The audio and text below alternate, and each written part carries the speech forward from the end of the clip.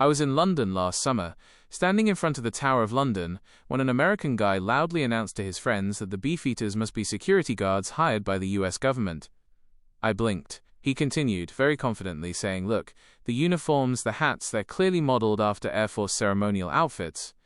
His friends nodded like this made perfect sense. I leaned in and said gently, "Actually, those are traditional British guards, not American Air Force." He paused, squinted at me and said, "Oh, so America didn't invent royal security?" I smiled, shook my head and thought, this is going to be a long day. I was at Stonehenge last summer, doing the classic slow circle around the stones, when I overheard an American couple confidently explaining the monument to a group of very confused Germans. The man spoke with the tone of someone delivering a TED talk. He said, this was built as an early British military communication tower. Like, the ancient version of a radio antenna. The Germans stared at him as if he'd lost his mind. I stepped in gently. I said, actually, no one knows the exact purpose. He smiled at me, patted my shoulder, patted me again and said, "Oh buddy, don't worry. We studied this back in the States." As if my entire country had been waiting for America to decode its own ancient rocks. Then he explained how the Stonehenge stones were arranged for optimal signal transmission. The Germans nodded politely. I stared off into the middle distance, wondering if the stones could knock me out, because clearly that man had been hit by something far harder than history itself. I was taking photos near Westminster Abbey when an American teenager loudly told his family that the entire place was basically Britain's version of the Capitol building. His mum nodded as if he'd just solved a murder. I politely corrected them, explaining that Westminster Abbey predates the United States by almost a millennium. The teenager didn't even blink. He said, "Yeah, but like, when did you guys redesign it to look more American?" As if one morning we looked at Washington and thought, hey, their new building is nice, let's remodel ours. His dad jumped in, adding, America did set the global standard. I opened my mouth, closed it, opened it again, and finally decided to just go home. Because once someone thinks a 1,000-year-old Gothic abbey is based on a 230-year-old American building, you can't really help them. You can only pray for them. A few months ago I was walking across Westminster Bridge when I heard an American woman complaining that Big Ben was 1 hour behind.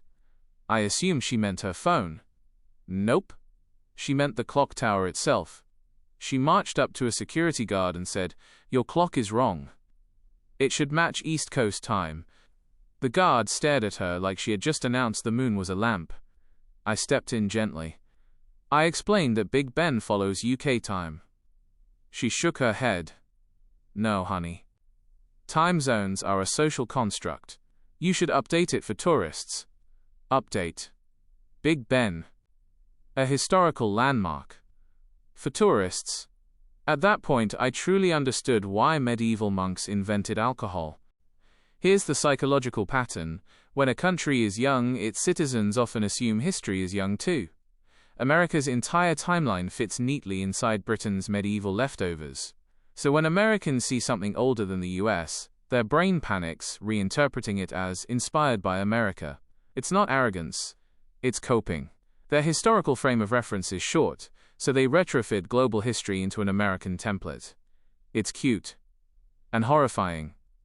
Mostly horrifying. I once sat in a 14th century pub in York, wooden beams, uneven floors, the whole charming chaos, when an American man loudly announced the place was definitely a reconstruction. I asked what he meant. He said, well, no building is actually older than the US, unless it's in a museum. I told him the pub dates to the 1300s. He gave me the saddest, most patronizing smile and said, "Listen, friend, if it were really that old, America would have documented it." He genuinely believed British buildings older than 1776 couldn't exist unless America approved them. I took a sip of my beer and seriously considered becoming illiterate. Life seemed simpler that way. I was standing near Hadrian's Wall when an American couple stopped me to ask if it was inspired by the Great Wall of China, which America knows more about. I said Hadrian's Wall was built in the 2nd century. They immediately corrected me, saying, "No, we watched a documentary. It said Britain copied China to attract tourism later on." Apparently, a Roman emperor in 122 AD designed a frontier wall because Britain needed more tourists. I nodded very slowly, the way a doctor does when giving bad news. I was outside a bookshop in Durham when I heard an American student confidently explaining to her boyfriend that the British adopted English after Americans standardized it. For a moment, I genuinely thought she was joking. She wasn't. British English is just an old dialect of American, she said. They haven't updated it yet. I nearly dropped my coffee. I gently told her English originated here. In England. That's why it's called English. She smiled like someone smiles at a toddler who claims the sky is made of jelly. I get that you're proud of your culture, she said, but everyone knows America refined the language. It's like the iPhone, you invented it, we made it modern. I didn't argue. I walked away and bought a very strong cup of tea. Outside Buckingham Palace, I overheard an American family debating what the building actually was. The dad studied a map, insisting it must be a hotel or some kind of government office because nobody actually lives in buildings this big. I smiled, thinking that would be the end. Then the mother said, maybe it's like an Airbnb for visiting politicians. Maybe the Queen doesn't really stay here, it's probably just for show. When I told them the monarch genuinely lives here year-round, their jaws dropped. She lives here? All the time? They asked, as if I'd just revealed she sleeps in a cave. Then the dad added, I thought Britain used castles and palaces mainly for heritage tourism. At that moment I understood something. In America, every old building must look like Disneyland. It's the only explanation. In Stratford-upon-Avon, I once overheard an American man explaining that Shakespeare only became famous after Hollywood adapted his stories. They were standing in front of Shakespeare's actual house. I stepped in and told him Shakespeare lived in the 1500s. He looked at me suspiciously. Yeah, but he didn't get really famous until American schools added him to the curriculum, he insisted. I felt my soul deflate. Then he added, if America hadn't promoted him, he'd just be some British local poet. A local poet? William Shakespeare. I genuinely considered calling emergency services, not for him, for me. Americans live in a country that exports culture everywhere, movies, slang, music, fashion, news. So subconsciously they assume anything globally famous must have been boosted, discovered or refined by America first. When they encounter something iconic that predates the US, their brain gently rewires it. America probably made this important. Not arrogance. The cutest form of historical denial. In Birmingham, I watched an American explaining to a friend why British roads were weird. They tried to copy America's grid system, he said, but messed it up, so everything curves. He pointed at a roundabout like it was Britain's engineering shame. I stepped in. Our roads were built centuries before American cities existed. He waved me off. Nah, man, nobody built roads before America developed infrastructure. At that moment, every Roman in the afterlife rolled over in unison. Once, in a Bristol pub, I overheard an American telling the bartender that Britain copied America's love for flags. He said, you guys got into flag culture after we made it cool. I nearly choked on my crisps. The bartender calmly explained the Union Jack existed long before the US.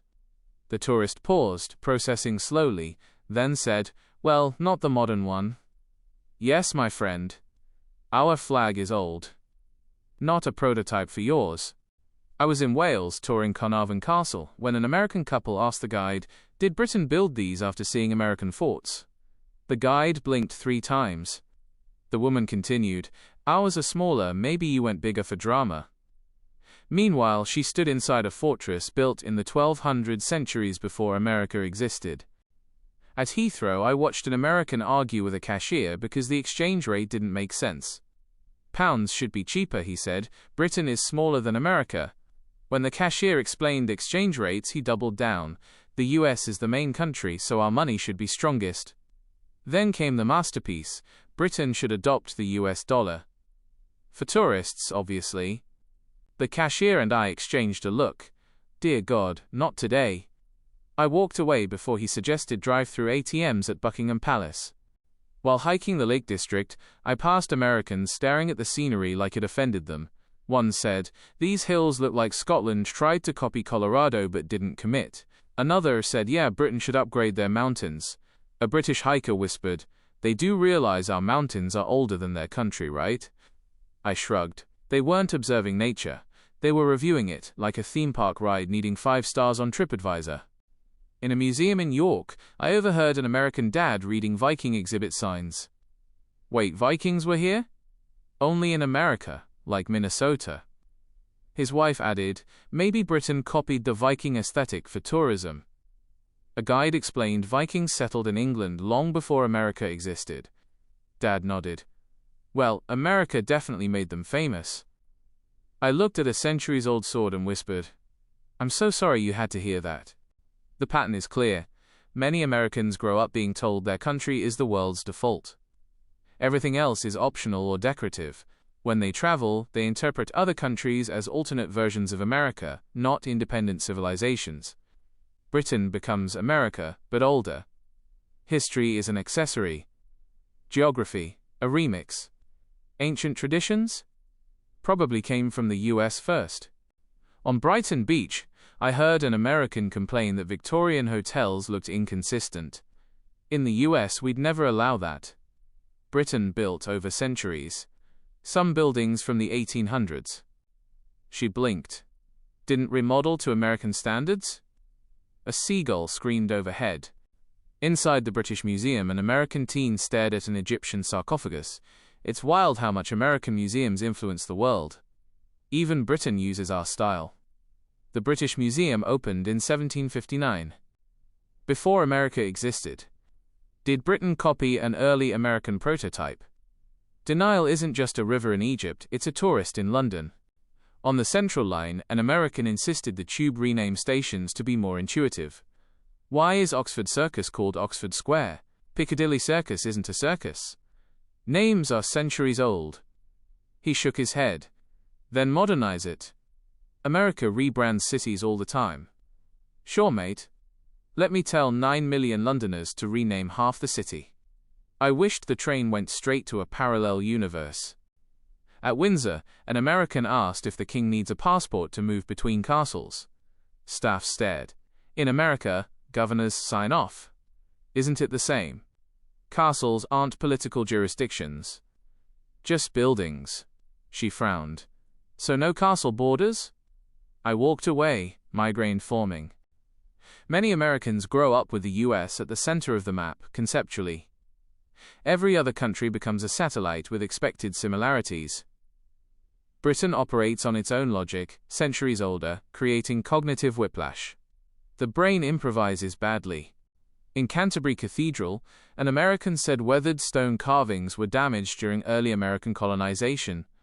A guide explained they were 12th century. Pre-American storms?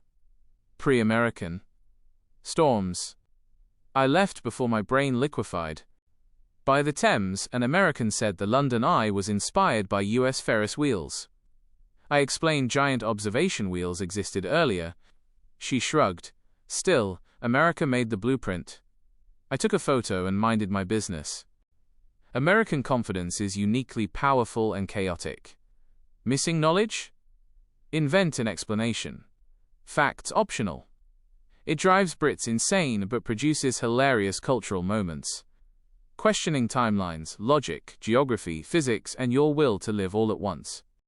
Lesson: if you want to understand American psychology, let them explain your own country. You'll discover Britons that never existed, not in history books, documentaries, or fever dreams. And honestly, I love them for it. Every confidently incorrect sentence is a story. Every story becomes a video. Every video fuels the next wave of glorious misunderstandings. Now, I need to practice my British accent, drive on the quirky side, and prepare for the next American who insists Shakespeare learned English in Los Angeles. Drop your stories in the comments, Britain needs them.